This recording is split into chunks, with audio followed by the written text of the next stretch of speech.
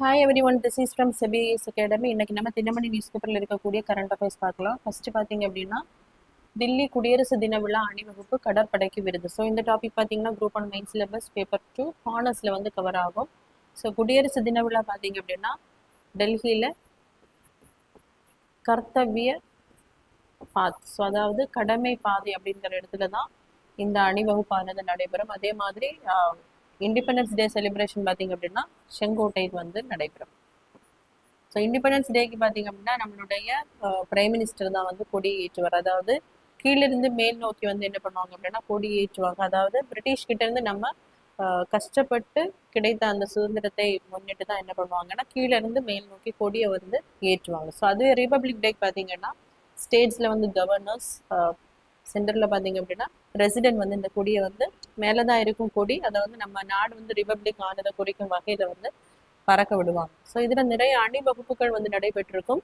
இதில் முப்படை வீரர்களின் அணிவகுப்பில் பார்த்தீங்கன்னா இந்திய கடற்படை வந்து அதற்காக தேர்வு செய்யப்பட்டுள்ளது. அதே மாதிரி நிறைய ஸ்டேட்ஸும் இந்த அலங்கார அணிவகுப்பில் வந்து பங்கு கொண்டிருப்பார்கள். அதில் முதல் பரிசு பார்த்தீங்க அப்படின்னா மகாராஷ்டிரா மாநிலத்துக்கு வந்து கிடைச்சிருக்கு.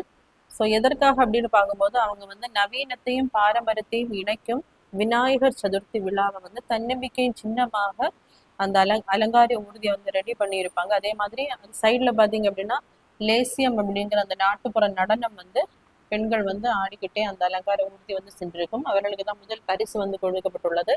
அடுத்ததாக பார்த்தீங்க அப்படின்னா இரண்டாவதாக ஜம்மு காஷ்மீருக்கு வந்து கொடுக்கப்பட்டுள்ளது. ஸோ இவங்க பார்த்தீங்க அப்படின்னா அங்கே ஸ்ரீநகரில் இருக்கக்கூடிய அந்த தால் ஏரியை காணப்படும் அந்த படகு வீடை வந்து மிக நுணுக்கத்தோட அந்த அலங்கார ஊர்தியை வந்து வடிவமைச்சிருப்பாங்க. அதற்காக தான் இரண்டாவது பரிசு. அடுத்ததா பாத்தீங்க அப்படின்னா மூன்றாவதான பரிசு வந்து கேரள மாநிலத்துக்கு கொடுக்கப்பட்டுள்ளது. ஸோ அங்க பாத்தீங்க அப்படின்னா தண்ணீர் மெட்ரோ வந்து சிறப்பாக, அதாவது படகு போக்குவரத்து வந்து சிறப்பாக செயல்படுகிறது. அதே மாதிரி 100% அந்த எழுத்தறிவு வந்து தற்சார்பு அடைந்திருக்காங்க இந்த ஸ்டேட்ல. அதாவது எல்லாருமே அந்த எழுத்தறிவு பெற்றவங்களா இருக்காங்க. ஸோ அதை வெளியிடும் பொருட்டு தான் இந்த அலங்கார ஊர்தியை வந்து ரெடி பண்ணியிருப்பாங்க. ஸோ அவர்களுக்கு 3ஆம் பரிசு. அதே மாதிரி சென்ட்ரல் கவர்மெண்ட் மினிஸ்ட்ரி டிபார்ட்மெண்ட் சார்பில் யாருக்கு கிடைச்சிருக்கு அப்படின்னு பார்க்கும்போது மினிஸ்ட்ரி ஆஃப் கல்ச்சர், இவங்க பார்த்தீங்க அப்படின்னா அந்த வந்தே மாதரத்தினுடைய 150வது நிறைவு நாளை முன்னிட்டு அதை பேஸ் பண்ணி அலங்கார ஊர்தியை வந்து அலங்கரிச்சிருப்பாங்க. அவங்களுக்கு வந்து துறை சார்பாக பரிசானது வழங்கப்பட்டுள்ளது. அடுத்ததை பார்த்தீங்க அப்படின்னா அடுத்த நிதியாண்டில் 7.2% பொருளாதார வளர்ச்சி, பொருளாதார ஆய்வறிக்கையில் தகவல். இந்த டாபிக் பார்த்தீங்கன்னா group one main syllabus paper 4 Indian எக்கனாமியில வந்து கவர் ஆகும்.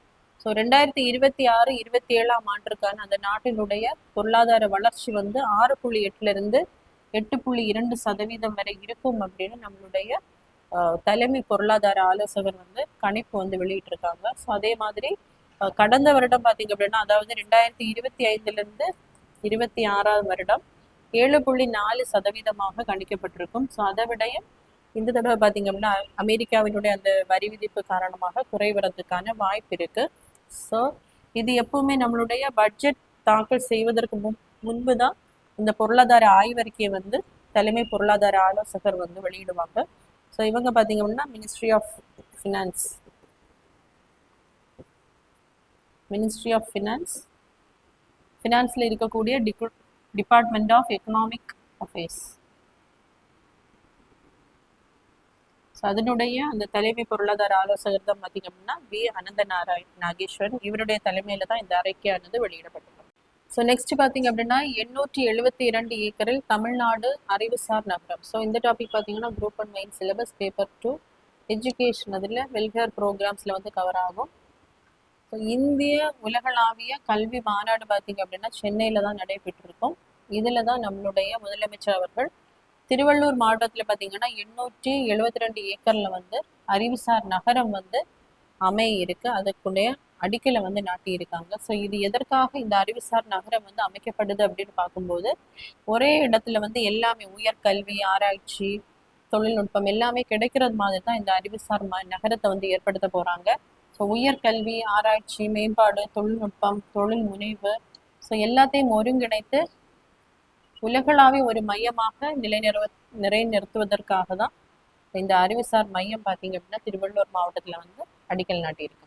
ஸோ நெக்ஸ்ட் பார்த்தீங்க அப்படின்னா ஜவுளித்துறைக்கு 20% மூலதன முதலீட்டு மானியம் முதல்வர் மு க ஸ்டாலின் அறிவிப்பு. ஸோ இந்த டாபிக் பார்த்தீங்கன்னா group one main syllabus paper 4 Indian எக்கனாமில தமிழ் எக்கனாமி அண்ட் இஷ்யூஸ்ல வந்து கவர் ஆகும். ஸோ தமிழகத்துல ஜவுளி துறையினர் அதிநவீன நெசவு பின்னலாடை இயந்திரங்களை கொள்முதல் செய்வதற்காக 20%, அதாவது கேபிட்டல் மெஷினரி வாங்குறதுக்காக 20% மூலதன முதலீட்டு மானியம் வழங்கப்படும் அப்படின்னு நம்மளுடைய முதலமைச்சர் அவர்கள் வந்து வெளியிட்டிருக்காங்க அறிக்கை. ஸோ இதுக்கு முன்னாடி பார்த்தீங்க அப்படின்னா 6% வட்டி மானியம் வந்து நம்மளுடைய ஜவுளித்துறைக்கு வந்து வழங்கப்பட்டுட்டு வருது.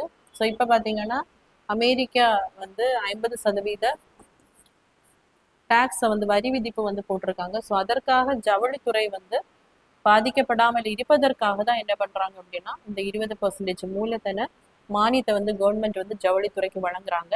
ஸோ ரெடிமேட் ஆடை எக்ஸ்போர்ட்ல பார்த்தீங்க அப்படின்னா தொடர்ந்து 5 ஆண்டுகளாக நாட்டின் மிகப்பெரிய ஏற்றுமதியாளராக இந்தியாவினுடைய தமிழ்நாடு மாநிலம் வந்து இருக்கு. அது மட்டும் இல்லாம ஜவுளி வணிகத்துல மொத்த இந்தியாவை நம்ம எடுத்தோம் அப்படின்னா அதுல தமிழ்நாட்டினுடைய பங்கு பார்த்தீங்க அப்படின்னா 33% இருக்கு.